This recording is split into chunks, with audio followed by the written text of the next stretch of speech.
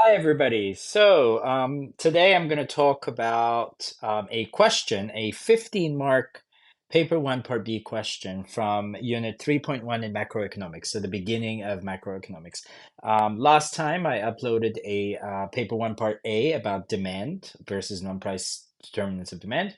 This time I'm going to focus on a topic from macroeconomics. I think it's just to add a little bit more variety so that you get a well-rounded review. Okay, so here's the question. Using real world examples, evaluate the use of national income statistics as the basis for making comparisons over time and the basis for comparing standard of living across countries. It's a 15 mark question. So you need to define, explain the concept, answer the question, give a real world example, and evaluate. Now, the cool thing about this essay, which doesn't happen very often, is that there's no diagram needed.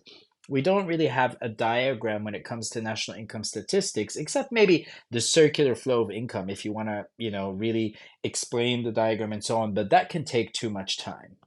So what I would suggest is I would start by saying that national income statistics can help us make comparisons over time, especially if we use real GDP or GNI figures. Real is a fancy word for adjusted for inflation. Okay? Once you adjust for inflation, it becomes more feasible, more accurate to make comparisons over time. Also, in order to make comparisons between countries, you have to use per capita GDP or GNI figures. That basically is a fancy word for adjusted for population size.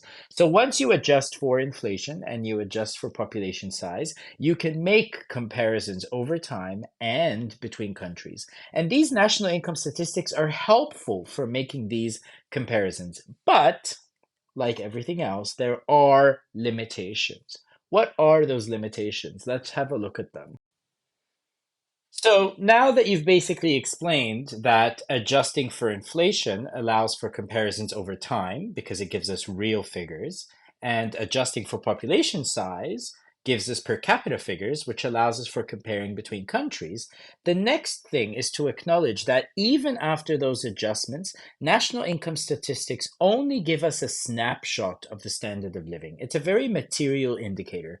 There's a lot more to life than just how much access you have to goods and services, which is really what these national income statistics show. National income statistics are not a very useful indicator of quality of life, which is a multi-dimensional concept. It looks at standard of living, that is one aspect of it. So national income statistics like real GDP or GNI per capita are one aspect of quality of life, but it also looks at things like quality of education, quality of healthcare, access to education and healthcare, the feeling of safety and security that the citizens have, access to opportunities, which is basically an indicator of how much inequality there is, individual empowerment. Are people happy or are they miserable? Right? Also, a very important thing nowadays with climate change, ecological footprint. How well is the environment preserved and conserved and taken care of? Okay, so a really good real world example is these statistics. If you look at the GDP per capita in Costa Rica, these statistics are from 2021. In Costa Rica, the GDP per capita in 2021 was 12,472 US dollars, while in the United States, it's 70,248 US dollars. Okay, that's a big difference. I think that's almost five times. Yeah, so basically, the standard of living, which is a material indicator, is five times higher in the United States than in Costa Rica. However, when you look at a very different indicator of quality of life, the Happy Planet Index, which basically looks at standard of living, life expectancy, how happy people feel, their perceived well being, as well as ecological footprint.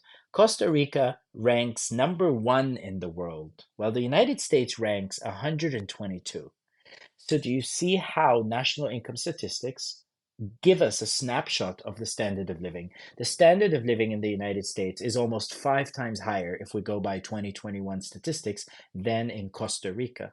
But when you incorporate quality of life, ecological footprint, life expectancy, it seems that Costa Rica does much better. The point is, money doesn't buy happiness. Just because the standard of living is higher doesn't necessarily mean quality of life is also better, because quality of life is a multi-dimensional concept. So here, my recommendation in an essay like this is define the key terms. You want to define you want to define GDP. You want to define real GDP. It's adjusted for inflation. You want to define GDP per capita, and then you want to talk about how real GDP and GDP per capita are useful for making comparisons over time and between countries, because these statistics are adjusted for inflation as well as population size. They are useful. I'm not in any way arguing they're not useful. However, they don't give us the complete picture, because they are a snapshot of the standard of living, which is a purely material indicator. They're not a useful or a complete indicator of the quality of life. Quality of life is more multidimensional. Okay, so yes, standard of living is one dimension of quality of life. Access to education and healthcare, access to opportunities, how safe and secure the citizens feel, how much individual empowerment there is, and how the ecological footprint, how much are we preserving and taking care of our environment. When you look at per capita statistics, ooh, I didn't mean to erase that there.